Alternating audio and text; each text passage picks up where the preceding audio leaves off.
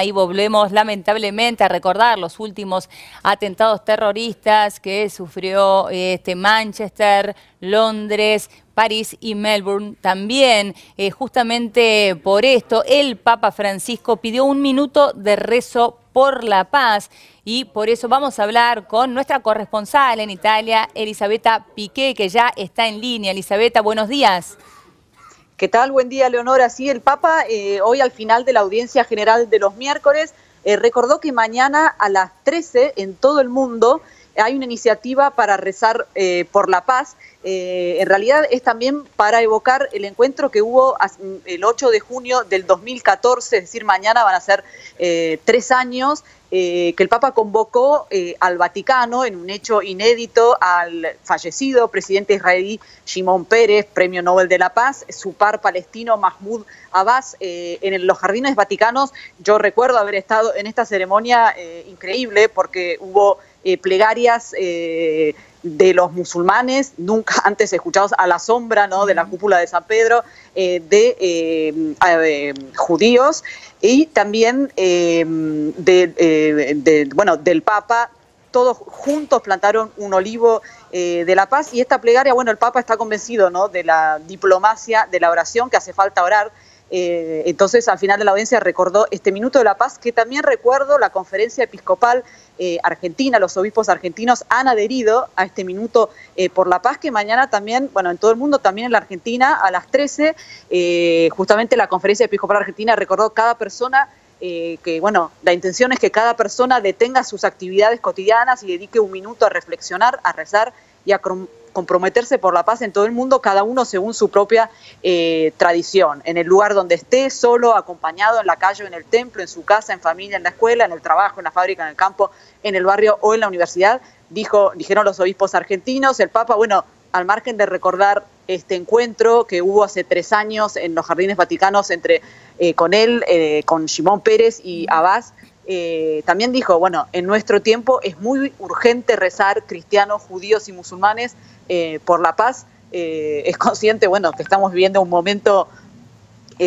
dramático, claro, los atentados terroristas que has dicho, pero hoy también ha habido un ataque terrible, 12 muertos reivindicados por Estado Islámico en Teherán, Irán, es decir, todos los días está sucediendo algo. Y hablando de Papa y este deseo, ¿no?, de que haya paz en el mundo y su compromiso para ayudar a que haya paz, también vamos a recordar que mañana el Papa, a pedido de el episcopado de Venezuela, va a recibir a la cúpula de la Conferencia Episcopal de Venezuela, que le ha pedido una audiencia justamente también para contarle de la dramática situación que está viviendo Venezuela. Hace más de 60 días, propuestas, más de 65 muertos y protestas a diario. Bueno, también ahí se supone que se va a hablar,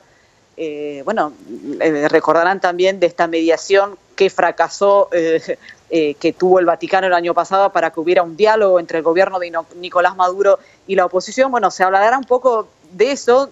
Elisabetta, probablemente sí, no, es muy muy interesante lo que estás contando justamente con este encuentro entonces que tendrá y esta suerte de mediación del Papa con respecto a lo que sucede en Venezuela, más allá de los atentados que hablábamos recién. Él siempre aboga por la paz, como muy bien lo decías vos hace un rato, y es justamente paz lo que necesita Venezuela y la población en Venezuela, y el mundo está esperando de alguna forma que se tome algún tipo de accionar para que las cosas cambien en Venezuela, y es una muy buena acción entonces que el Papa tenga esta reunión que nos estás anticipando vos.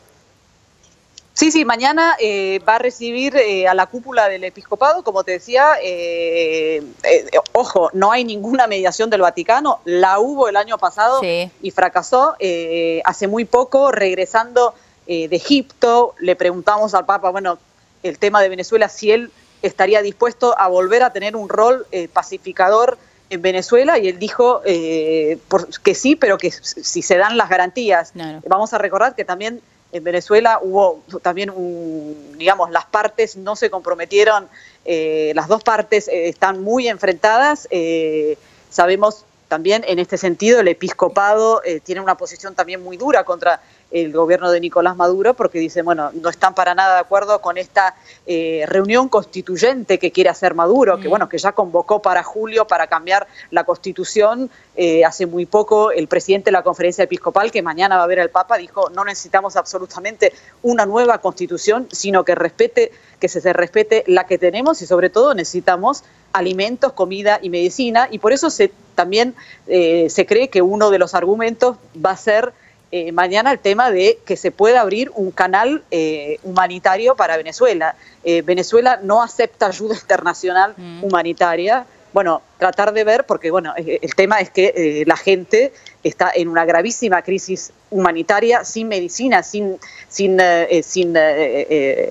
alimentos, sin bienes de primera necesidad, y probablemente también ese sea un tema de conversación. Hablar de mediación quizás es prematuro, pero bueno, por otro lado podría ser un primer paso, ¿no?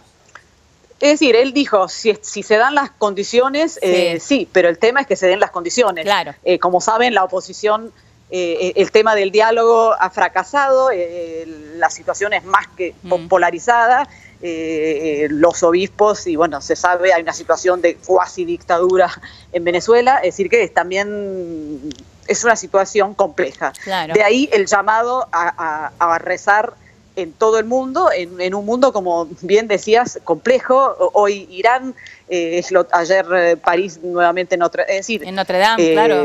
Notre Dame, Londres hace pocos días, es decir, Melbourne, Australia, ¿no? Melbourne, exacto.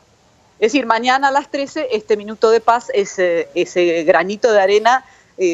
Muchos pensarán que, bueno, escépticos pensarán que, bueno, eso no sirve para nada, pero el Papa está convencido, en cambio, que sí. No, pero es muy bueno, es muy bueno el recuerdo que vos has hecho de este encuentro histórico, interreligioso que tuvo el Papa hace un tiempo, y cuando plantaron aquel olivo, porque en realidad todos estos ataques terroristas de alguna forma dicen ser por temas religiosos, y el Papa siempre hace especial hincapié en esto, ¿no? Que no hay religión que valga y que pueda llevarse la vida de gente, no hay creencia religiosa, ¿no? Que valga, que pueda llevarse la vida de la gente. Y además es bueno que el líder de una religión, como lo es el Papa, el líder de la religión católica, hable también de un minuto de paz y de oración, pero cada uno desde su creencia y cada uno respetando su religión.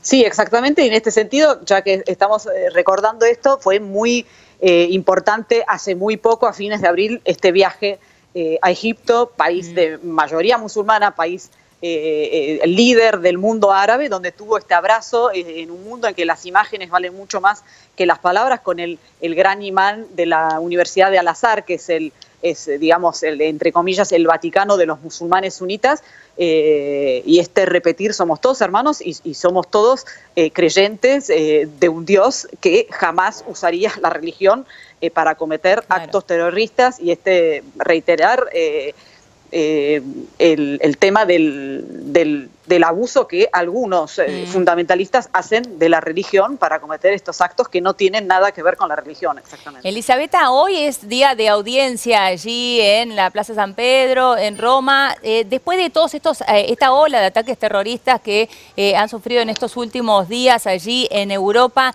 ¿se ha reforzado la seguridad? ¿Ha cambiado en algo? ¿Ves algo diferente? Te diría que no, porque estamos con el tema de la seguridad desde ya hace varios meses. Te diría, ya se había reforzado hace varios meses, luego del ataque, recuerdan, antes de la Navidad en Berlín. Está, te diría, muy militarizada Roma, muy militarizado el Vaticano, muchísimos controles, tanto para la audiencia general de los miércoles, detectores de metales, revisan bolsos, tanto como para el domingo pasado, por ejemplo, misa de Pentecostés, blindada la misa. Estamos viviendo con una realidad así es verdad que últimamente tuvimos Manchester, Londres, pero estamos así hace varios meses, y la seguridad no es una novedad. es decir, que ya viene estando y muchísimo desde hace meses. Claro. Por último, Elisabetta, vos como ciudadana, ¿no? Como persona que camina allí por las calles, ¿qué notás respecto a la ciudadanía? ¿Se tiene una vida normal? ¿Uno sale a vivir el día a día como lo hace habitualmente? ¿O todo esto generó algún tipo de reacción en la ciudadanía? Seguramente hay reacción y te lo digo también como madre de 2 niños. Tengo padres, otros padres pero ya desde hace mucho tiempo, te digo, y por eso te digo que no es nuevo el tema del que, por ejemplo, yo no me tomo el subte con mi hijo porque tiene gente que decide no ir a ciertos lados. Hay, por supuesto, muchísima preocupación, sin contar que si vemos el mapa de los atentados terroristas, bueno, Roma, que es seguramente un blanco, se ha visto en las publicaciones del Estado Islámico con Roma, digamos, lo máximo, el máximo enemigo, el Papa, etcétera, con todo el simbolismo en Italia, gracias no ha sido blanco de ataque terrorista. Entonces también hay psicosis de los que piensan, bueno, claro, ahora nos toca a nosotros. Es decir, claro, seguramente sí, la vida sigue, pero hay quienes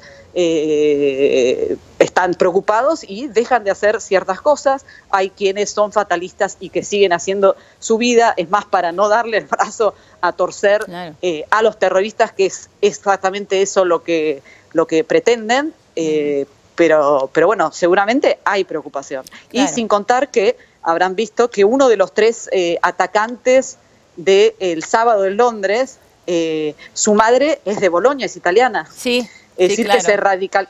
Entonces, bueno, ahí también se ve también el tema del tema de la inteligencia. Aparentemente la inteligencia italiana había avisado a la británica que era un sujeto peligroso, es decir, hay mucha preocupación, porque también, claro, aunque es mucho menor la inmigración de origen musulmán que hay en Italia, al respecto, con diferencia de Francia o Alemania, también existe, es menor, y tiene, bien o mal, está siendo monitoreada aquí por las fuerzas, claro, de seguridad. Difícil la verdad que vivir el día a día de esta manera, y sobre todo las precauciones que uno toma siendo mamá allí. Elisabetta, muchísimas gracias por esta comunicación clarísima y completísima como siempre.